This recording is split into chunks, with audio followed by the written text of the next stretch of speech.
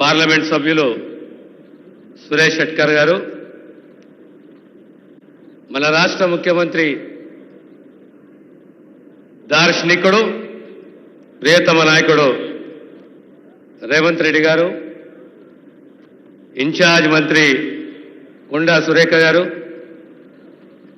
గౌరవ శాసనసభ్యులు మదన్ మోహన్ గారు, సంజీవరెడ్డి గారు, లక్ష్మీకాంత్ గారు, టీజేఐసీసీ చైర్మన్ నిర్మలా జగ్గారెడ్డి గారు, ఎమ్మెల్సీ అంజిరెడ్డి గారు, గౌరవ స్థానిక శాసనసభ్యుడు మాణిక్రావు గారు, వేదికను అలంకరించిన పెద్దలు, ఈనాడు ఈ సభకు విచ్చేసి సభని విజయవంతం చేసిన కాంగ్రెస్ అభిమానులు, జైరాబాద్, నారాయణఖేడ్, సంగారెడ్డి జిల్లా కాంగ్రెస్ అభిమానులకు, పాత్రికేయ మిత్రులకు మీ అందరికీ సమనయంగా నమస్కరిస్తున్నాను చేతులు జోడించి. 16 సంవత్సరాల కాంగ్రెస్ పాలన మన ప్రాంతానికి మొదటిసారి గౌరవ ముఖ్యమంత్రి గారు రావడం, 500 కోట్ల రూపాయల పైచిలకు శంకుస్థాపనలే కానీ ప్రారంభోత్సవాలే కానీ అలా ప్రత్యేకంగా మన ప్రాంతానికి సంబంధించి బసవేశ్వరుని విగ్రహ ఆవిష్కరణ, ఏ బసవేశ్వరుడైతే అనుభవ మంటపము, కాయకమే కైలాసము, దేహమే దేవాలయము, మానవత్వము, సమానత్వము, ధర్మము, కులరహిత సమాజాన్ని నిర్మించే ప్రయత్నం చేసిందో ఆ మహనీయు యొక్క విగ్రహ ఆవిష్కరణ ఈరోజు ముఖ్యమంత్రి గారు చేసిన వాళ్ళు చాలా అదృష్టవంతం చెప్పి నేను భావిస్తాను. జైరాబాదు, మెదక్ జిల్లా ఒక గొప్ప చరిత్ర ఉన్నది. మెదక్ జిల్లా అంటే మెతుకు సీమ, మెదక్ జిల్లా యొక్క జీవనది అంటే మాంజీరా. మెదక్ జిల్లాకు ఇంకో గొప్ప చరిత్ర సింగూరు జలాలు, సింగూరు డ్యాము. జంట నగరాలకు అత్యంత దగ్గరలో ఉన్న జలాశయం అంటే సింగూరు డ్యాము. మెదక్ జిల్లా ఇందిరమ్మ జిల్లా. మెదక్ జిల్లా 1980లో ఇందిరమ్మను గెలిపించి రాష్ట్ర ప్రధాని చేసిన చరిత్ర ఈ మెదక్ జిల్లా ప్రజలది. ఆ ఇందిరమ్మ దయవలనే ఆర్డినెన్సే కానీ, బీడీఎల్ఏ కానీ, పటాన్చెరు ఇండస్ట్రియల్ పార్కే కానీ ప్రతి పథకంలో తెలంగాణ ప్రజలు కాంగ్రెస్ అంటే ఇందిరమ్మ, ఇందిరమ్మ అంటే కాంగ్రెస్. ప్రతి పథకంలో ఇందిరమ్మను ఎందుకు గుర్తు పెట్టుకుంటాము? ఏ గ్రామానికి పోయినా ఇండ్ల స్థలాలే కానీ, ఇండ్లే కానీ, తెలంగాణ సమాజము ఎప్పుడు కూడా భూ పోరాటాల చరిత్ర ఉన్న సమాజము. ఆ సమాజంలో భూ హక్కుల గురించి పోరాడిన సమాజము. ఆ పోరాటాన్ని గుర్తించి ఆ హక్కులను పరిరక్షించి 25 లక్షల ఎకరాల భూమిని, ప్రభుత్వ భూమిని ప్రతి తాలూకాలో, ప్రతి గ్రామంలో పేదవానికి పంపకం చేసిన చరిత్ర కాంగ్రెస్ది, ఇందిరమ్మది. ఈనాడు మళ్ళీ చాలా మందికి తెలియదు, మెదక్ జిల్లాకు ఇంకో గొప్ప చరిత్ర ఉన్నది. మగ్దుం మొయినుద్దీన్ పుట్టిన జిల్లా ఇది. మగ్దుం మొయినుద్దీన్ పుట్టిన జిల్లా ఇది. ఎంత గొప్పగా చెప్పిండు, హయాత్ లేకే చలో, కాయనాత్ లేకే చలో, చలో తో సారే జమానే కు సాత్ లేకే చలో.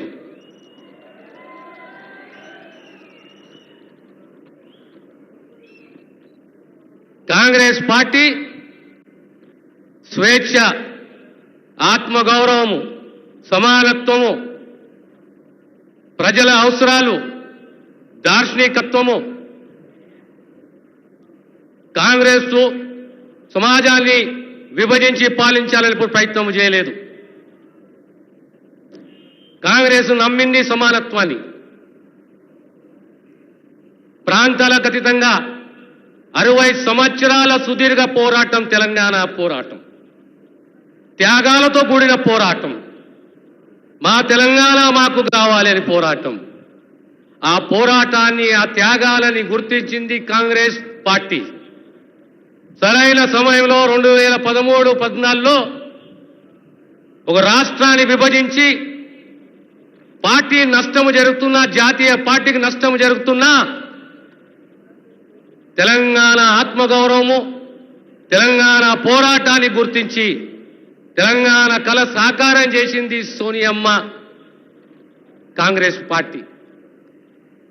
ఈనాడు ఒక్కొక్క వాగ్దానం ప్రధానంగా చరిత్రలో నిలిచిపోయే నిర్ణయాలు ఆచరణలో తీసుకొచ్చింది ఈరోజు రేవంత్ రెడ్డి గారి ప్రభుత్వం.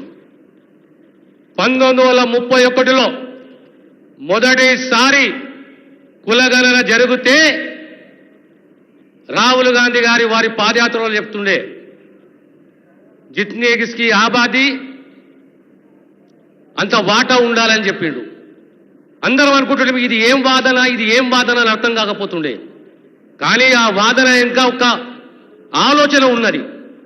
ఏ కుటుంబము బీసీలే కానీ, ఎస్సీలే కానీ, ఎస్టీలే కానీ, మైనారిటీసే కానీ వాళ్ళకు ఆర్థిక, సామాజిక, విద్యాపరంగా, రాజకీయంగా ఏ స్థాయిలో ఉన్నారు, ప్రభుత్వం ఏ నిర్ణయాలు తీసుకోవాలి, ఏ నిర్ణయాలు తీసుకుంటే ఆ కుటుంబాన్ని ఆదుకుంటాము అనే ఒక గొప్ప ఆలోచన రాహుల్ గాంధీ గారు చేస్తే దాని ఆచరణ సాధ్యం చేసింది రాష్ట్ర ముఖ్యమంత్రి రేవంత్ రెడ్డి గారు. ఆనాడు మీ అందరికీ గుర్తుండాలి, 2009లో ఆనాడు రాజశేఖర్ రెడ్డి గారు ఈ రాష్ట్ర ముఖ్యమంత్రిగా 4% రిజర్వేషన్ మైనారిటీ సోదరులకు ఇచ్చిన చరిత్ర కాంగ్రెస్ పార్టీది, కాంగ్రెస్ ప్రభుత్వాన్ని, రాజశేఖర్ రెడ్డి గారిది. ఇలా ఎంతో మంది, లక్షల మంది డాక్టర్లు, ఇంజనీర్లు ప్రతి ఒక్కరికి అవకాశం ఇచ్చింది ఈ 4% రిజర్వేషన్. అదే రకంగా వర్గీకరణ 30-35 సంవత్సరాల పోరాటం. వర్గీకరణ అంటే దళితులలో వ్యతిరేకం కాదు, కులాల పంచాయతీ కాదు. వర్గీకరణ అంటే సామాజిక న్యాయం. సామాజిక న్యాయం అంటే అత్యంత వెనుకబడి ఉన్న కులాలను ఆదరించాలి, గౌరవించాలి, వారి హక్కుని పరిరక్షించాలనే ఉద్దేశంతో ఆనాడు సుప్రీంకోర్టు ఇచ్చిన తీర్పు వెనువెంటనే రాష్ట్ర ముఖ్యమంత్రి గారు స్పందించి ఓ కమిటీని వేయడము, ఓ కమిషన్ నియమించడము. కమిషన్ రిపోర్ట్ 90 రోజుల రిపోర్ట్ ఇస్తే కేవలం నెల లోపట చట్టాన్ని చేయడము. ఏప్రిల్ 14 నాడు బాబాసాహెబ్ పుట్టిన దినము, ఆనాడు వర్గీకరణకు సంబంధించి రూల్స్ ఫ్రేమ్ చేయడము. ఇది ఒక చరిత్ర. కులగణనే కానీ, వర్గీకరణనే కానీ మళ్ళీ తిరిగి ఈరోజు ఆనాడు రాజశేఖర్ రెడ్డి గారు ఉన్నప్పుడు కేజీ టు పీజీ ఉచిత విద్య, ఆనాడు ఆరోగ్యశ్రీ, ప్రతి పేదవాని ఆరోగ్యాన్ని కాపాడే బాధ్యత ప్రభుత్వం తీసుకున్నది. ఈనాడు మళ్ళీ 5 లక్షలు కాదు 10 లక్షల వరకు ఆరోగ్యశ్రీలో కేటాయింపులు పెంచింది. అదే రకంగా ఇందిరమ్మ ఇల్లు, మళ్ళీ ఇప్పుడు ప్రతి నియోజకవర్గానికి ఇందిరమ్మ ఇల్లు. తెలంగాణ రాష్ట్రం వస్తే మన తలరాతలు మారుతాయి అనుకున్నాం, కానీ ఒక ధరణి వచ్చి ఉన్నవాని లేని వాని ప్రోబిలిటీ లిస్ట్లో ఇక్కడ దరఖాస్తు పెట్టుకోకుండా, ఒక అప్పలెంట్ అథారిటీ లేకుండా 5 సంవత్సరాలు నరకయాతన చూస్తే మళ్ళీ ఆ భూభారతిని తీసుకొచ్చి ప్రతి ఒక్క పేదవానికి ఆ హక్కు, భూ హక్కును కల్పించాలనే ఉద్దేశంతో ఆనాడు ఇందిరమ్మ ఏ రకంగా అయితే లేదా భూ పంపకం చేసిందో, భూ రక్షణ చేసిందో అదే పద్ధతిలో మళ్ళీ ఈనాడు భూభారతిని తీసుకొచ్చి ప్రతి గ్రామంలో ఈ భూ సమస్యలు పరిష్కరించాలని చెప్పి ఓ సదుద్దేశంతో కొత్త చట్టాన్ని తీసుకురావడం జరిగింది. ఈ రకంగా అనేక అంశాలు. ఇలా సన్న బియ్యం ఎంతమంది ఆలోచన చేసినామో, ఎంతమంది ఆలోచన చేసాం. ప్రతి కుటుంబానికి ఈరోజు సన్నాలు ఇస్తున్నాం, సన్న బియ్యం ఇస్తున్నాం. అది ఒక గొప్ప ఆలోచన. యావత్తు భారతదేశంలో ఎక్కడ కూడా ఈ ఆలోచన రాలేదు, ఎక్కడ కూడా ఆచరణలో నోచుకోలేదు. కానీ తెలంగాణ రాష్ట్రంలో సన్న బియ్యం ఈ రాజిస్తున్నాం నేను. అదే రకంగా ఉచిత బస్ ప్రయాణం మహిళలకు, 500 సబ్సిడీ సిలిండరు, 200 యూనిట్ల కరెంటు ఉచితము, అనేక పథకాలు తీసుకొస్తున్నాము. మాటిచ్చి మాట నిలబెట్టుకుంటున్నాము. మనం ఒక్కసారి ఆలోచన చేయాలి. ఈరోజు తెలంగాణ యువత ఆలోచన చేయాలి. యువతకు సంబంధించి ఇంకో పథకము 50,000 నుంచి 4 లక్షల వరకు ఆ చదువుకున్న విద్యార్థికి నిరుద్యోగి ఆర్థిక సహాయం ద్వారా కాపాడాలనే ఉద్దేశంతో ఓ మాత్తర పథకాన్ని మళ్ళీ తీసుకొచ్చినాం. ఈరోజు ముఖ్యమంత్రి గారితో ఒక విన్నపం. మా మెదక్ జిల్లా ప్రత్యేకంగా జైరాబాద్ ప్రాంతానికి సంబంధించి చెరుకు రైతులు, తెలంగాణ ప్రాంతంలో అత్యంత చెరుకు పంట విస్తరణ ఉన్నది అంటే జైరాబాద్లోనే. దురదృష్టం ఏంటంటే ఇక్కడ ఫ్యాక్టరీ మూతబడ్డది. మాకు కోఆపరేటివ్ సెక్టర్లో ఒక షుగర్ ఫ్యాక్టరీని మీ ఆశీస్సులు ఉంటే ఖచ్చితంగా మనము జైరాబాద్ చెరుకు రైతులను కాపాడుకున్న వాళ్ళం అవుతామనే విషయాన్ని మీకు సౌనయంగా తెలియజేస్తున్నాను. అదే రకంగా జైరాబాద్ మున్సిపాలిటీకే కానీ, మా జిల్లాలో ఉన్న మున్సిపాలిటీలే కానీ చాలా వెనుకబడి ఉంది జైరాబాద్ మున్సిపాలిటీ. దీనికి కనీసం ఒక 50 కోట్ల రూపాయలు మీరు మంజూరు చేయవలసిందిగా మీకు విజ్ఞప్తి చేస్తున్నాను. ఇకపోతే మాకు 2 అత్యంత పెద్ద రహదారులు, అందులో నిమ్స్ వచ్చింది. సుమారు రాష్ట్ర ప్రభుత్వ పెట్టుబడులు సుమారు 28,000 కోట్ల రూపాయలు, 12,000 ఎకరాలు. రేపొద్దున కనీసము 1,50,000 నుంచి 2 లక్షల ఉద్యోగాలు, ఆ ఉద్యోగ కల్పన ఉన్నది. కానీ మా ఈ రహదారుల్లో రక్షణ లేదు. ఈ రహదారే కానీ, నాందేడ్ రహదారే కానీ దానికి అండర్ పాసులు కావాలి. మీరు కేంద్ర ప్రభుత్వానికి రికమెండ్ చేయవలసిందిగా నేను గౌరవ ముఖ్యమంత్రి గారిని కోరుతున్నాను. అదే రకంగా మా కొత్త మండలాలు ఏర్పడ్డాయి, కొత్త డివిజన్లు ఏర్పడ్డాయి. కానీ ఎక్కడా కూడా ఇన్ఫ్రాస్ట్రక్చర్ లేదు. దానికి సంబంధించిన ఇన్ఫ్రాస్ట్రక్చర్ కూడా మీరు మంజూరు చేస్తారని చెప్పి ఆశిస్తూ, ప్రధానంగా మాకున్నది సింగూరు డ్యాం, సింగూరు జలాశయం.